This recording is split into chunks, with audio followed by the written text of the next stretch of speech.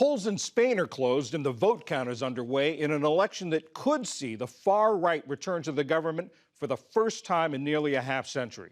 Socialist Prime Minister Pedro Sanchez called the early election after suffering big losses in local and regional elections in May. Pre-election polls showed the Conservative Popular Party with a big lead, but short of an outright majority. That could open the door for the ultra-conservative populist Vox Party to play a key role in forming a governing coalition.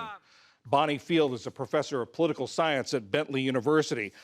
At this hour, the Associated Press is reporting that with more than half the vote counted, the Socialist Party and the center-right Popular Party are neck and neck. Now, this is different from what the pre-election polls showed. What do you make of that? Yes, the election is turning out to be quite close. Close in terms of both the percentage of the vote that the two lead parties are earning, and then also it very uncertain what the final distribution of the seats will be, and therefore who will be able to form a government. Right now, it appears to be up for grabs. Of course, it is still early, and so we need to wait final results. As the voters went to the polls, what was on their minds? What was the driving factors and issues in this campaign? I think the driving factors and issues have to do with the economy, of course. Also, how well Spain is doing with controlling inflation. There are also social issues on the agenda that some voters have in mind. For example, gender equality policy and LGBTQ rights. And then also things like climate change. So both, I think, economic issues, but also social issues. And of course, this election is being watched very closely because of the rightward drift in so many European countries.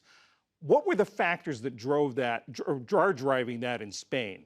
Yeah, that's a very interesting question. I would like to add that the far right in Spain is not on the rise. It compared to the last general parliamentary elections, it is either stagnant or maybe, depending on what the results show at the end of this evening, it could be on the decline. Vox, more than anything, is a Spanish nationalist party, and it really was opposed to the Catalan push for independence and advocated taking a very strong line against independence leaders. And that's really where it made its electoral breakthrough. The push for independence in Catalonia really peaked in 2017, and then Vox had its electoral breakthrough in 2018 in the region of Andalusia, and then became the third largest party in Spain in the second parliamentary elections of 2019. As you say, the Vox party really is sort of in decline right now, but ironically, the Popular Party may have to turn to Vox in order to build a coalition. What does that say about the fact that they are in decline, but they're going to have this outsized influence in the government? Correct, and we'll have to wait to see if they're on decline or if they're sort of just maintaining their position. But it is true, though Vox is not surging electorally, it is gaining a stronger foothold, in the institutions. So it is now governing in more regions of Spain after the May regional and local elections. It's also governing more municipal governments, and depending on the results tonight, could end up governing at the level of Spain. And that has a lot to do with what you just mentioned, which is that the Popular Party has really recovered electoral support after another center-right political party called Citizens, or Ciudadanos, has really disappeared from the Spanish political system. And the Popular Party has been able to concentrate that vote in their hands and therefore increase its own share, which has had an effect on potential parliamentary arithmetic that it could be able to govern either with Vox or with Vox's support. And Vox will have a lot of leverage. They could have a lot of leverage in forming a government.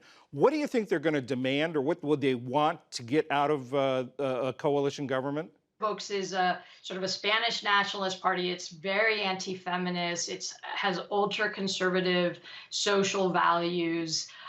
So it will look to attain some policy concessions and control potentially over policy areas relating, I think, to cultural and social policies.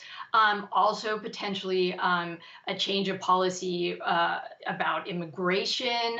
The parties have a lot in common when it has to do with economic policy. So it wouldn't necessarily be Vox's influence there, but if there is a right wing government, we are likely to see economic policy changes in a more kind of pro market neoliberal direction from the current sort of social democratic leaning government right now, particularly reducing taxes and things like that.